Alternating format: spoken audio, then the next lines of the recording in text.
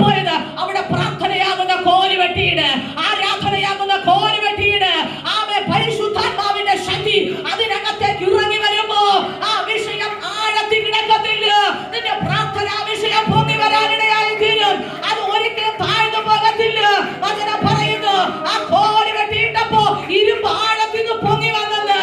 അതെ, അവൻ ഇന്ന് പകൽ ഒരിക്കലും അത് പൊങ്ങി വരത്തില്ലെന്ന് മനുഷ്യന്റെ വാക്ക്.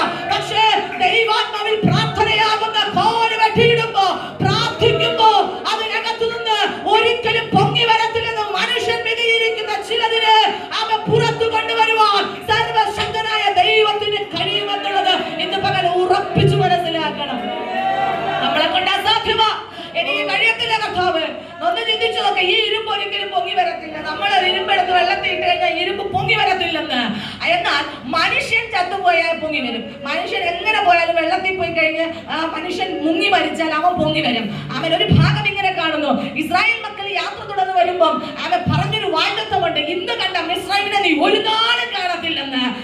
ജനം മുന്നോട്ട് നടന്നു വരുമ്പോ ചെങ്കടൽ കടക്കുമ്പോ ഫറവോനും സൈന്യവും രഥങ്ങളുമായി വന്ന് ഇവരെ പിന്തുടരുമ്പോ ഇവർ അക്കരെ കടന്നു തീർന്ന ശേഷം ചെങ്കടൽ മൂടപ്പെടുന്ന ഒരു അനുഭവമുണ്ട്. 15-ാം അധ്യായം പഠിക്കുമ്പോൾ അവിടെ കാണുന്നു